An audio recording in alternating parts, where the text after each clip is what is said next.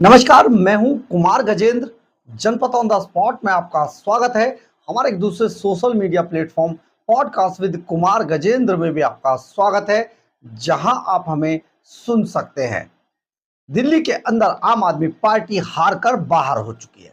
सत्ता की दौड़ में अब आम आदमी पार्टी कम से कम दिल्ली के अंदर तो कहीं दिखाई नहीं दे रही है।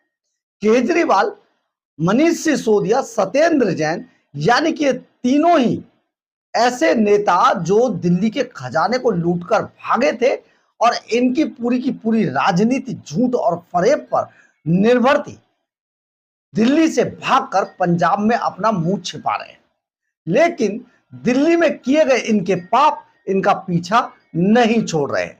इसी मामले में अरविंद केजरीवाल और आतिशी मार्लेना को सुप्रीम कोर्ट से एक बड़ा झटका लगा है और इतना करारा तमाचा इनके मुंह पर सुप्रीम कोर्ट ने मारा है कि जो टिप्पणी की है, सचमुच वो इतनी ऐसी टिप्पणी है कि कोई अगर शर्मदार कोई व्यक्ति हो तो शायद राजनीति से संन्यास लेकर बाहर हो जाता।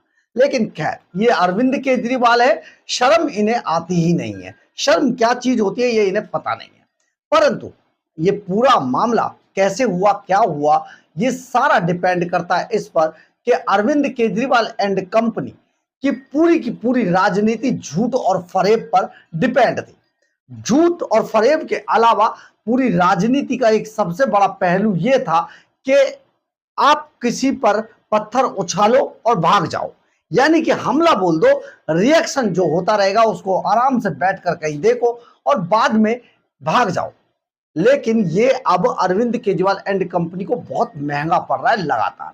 दरअसल हुआ क्या, 2018 के अंदर चुनाव से ठीक पहले अरविंद केजरीवाल और आतिशी मार्लेना ने एक बड़ा बयान दिया था। उनका बयान था कि भारतीय जनता पार्टी ने दिल्ली के अंदर बहुत सारे नाम जो निर्वाचन आयोग की लिस्ट थी उससे कटवा दिए हैं और भारतीय जनता पार्टी अब केंद्र की मदद से दिल्ली के अंदर ये बड़ा उलटफेर कर रही है कि मतदाताओं के जो खास तौर पर आम आदमी पार्टी के वोटर थे उनके वोट काटे जा रहे हैं।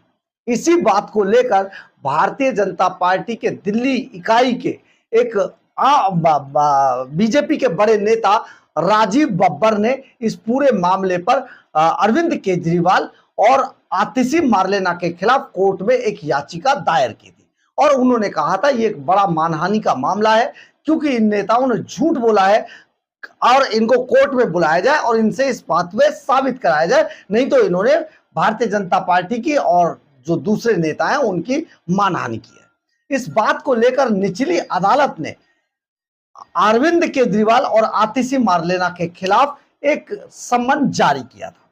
अब सम्मन आया तो इन दोनों नेताओं को जाना पड़ेगा। लेकिन इनकी स्ट्रेटेजी है ये हर मामले में भागते हैं और इस कोर्ट से उस कोर्ट, उस कोर्ट से उस कोर्ट और बाद में सुप्रीम कोर्ट तक, और सुप्रीम कोर्ट में भी रिव्यू पिटीशन तक दाखिल करते रहते हैं। प्रधानमंत्री नरेंद्र मोदी की डिग्री मामले के अंदर अरविंद केजरीवाल और संजय सिंह दोनों ही गुजरात कोर्ट से वांटेड तक हो गए थे। इन पर अभी भी वो मामला चल रहा है और जिस दिन भी फैसला होगा इन्हें जेल जाना पड़ सकता है उसमें। बिल्कुल उसी तरीके से अब जब निचली अदालत ने दिल्ली के अंदर अरविंद केजरीवाल और आतिशी मार्लेना के खिलाफ यह सम्मन जारी किया तो दोनों नेता भागकर सीधे हाई कोर्ट पहुंच गए। अब हाई कोर्ट पहुंचने पर जब यह मामला हाई कोर्ट ने सुना तो उन्होंने इस पर स्थगन आदेश देने से साफ इनकार कर दिया। अब जब यह सम्मन कैंसिल नहीं हुआ तो ये दोनों नेता एक अगली सुनवाई के लिए सुप्रीम कोर्ट पहुंच गए, जहां पर सुप्रीम कोर्ट के अंदर आपको हम टिप्पणी भी सुनाते हैं और ये सारी चीजें सुनिए। सुप्रीम कोर्ट की बेंच जस्टिस एम सुंदरम और सुंदरेश और जस्टिस राजेश बिंदल की पीठ यहां पर इनकी इस याचिका की सुनवाई कर रही थी और इन्होंने पीठ ने केजरीवाल और आतिशी की याचिका पर स्थगन देते हुए कहा कि ये एक नए तरह का मुकदमा है।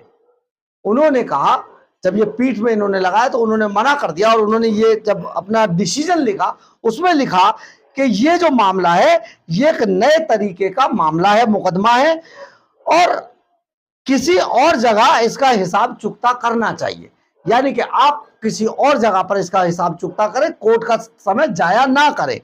याचिका प्रस्तुत देते हुए कहा कि ये एक इस तरह का मुकदमा है कि किसी और जगह इसका हिसाब किताब चुकता कर लो। एक राजनीति व्यक्तित्व के तौर पर पहली चीज जो आपको करनी चाहिए वो है मोटी चमड़ी। जी हां, यानी कि सुप्रीम कोर्ट ने अरविंद केजरीवाल और आतिशी मार्लेना को यह सबक दिया कि अगर आप राजनीतिक पर्सनैलिटी बन गए हैं तो आपको सबसे पहले अपनी चमड़ी मोटी करनी चाहिए। मोटी करने का मतलब यह है कि सुप्रीम कोर्ट ने कहा इसका हिसाब किताब कहीं और चुकता करना चाहिए, यानी कि आप कोर्ट का समय जाया ना करके कोर्ट से बाहर अपना फैसला कर लीजिए। और इसमें गलती ही तो माननी है, गलती मानिए, बात खत्म हो गई।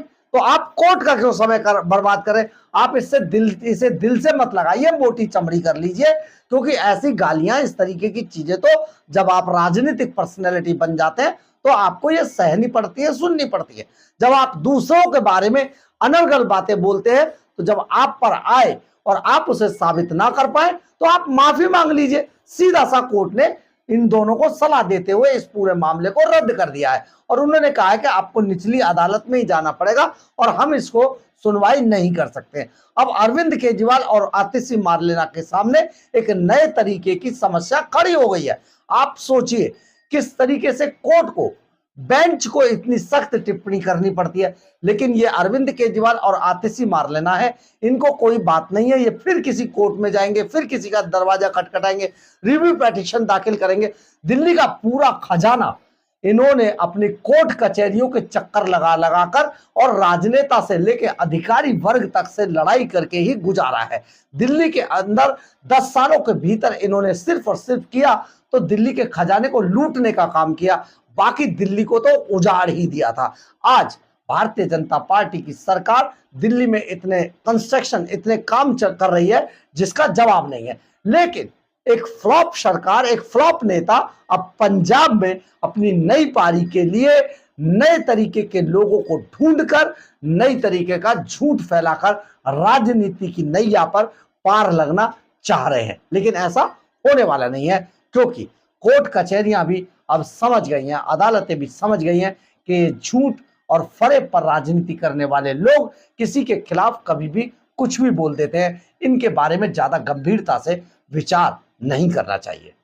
बहरहाल, अगर आपको हमारी ये खबर अच्छी लगे तो आप इसे लाइक, सब्सक्राइब और शेयर जरूर करें। कमेंट्स बॉक्स में अपनी राय जरूर लिखें, इससे हमें बहुत बहुत बहुत ऊर्जा मिलती है। जय हिंद, जय भारत।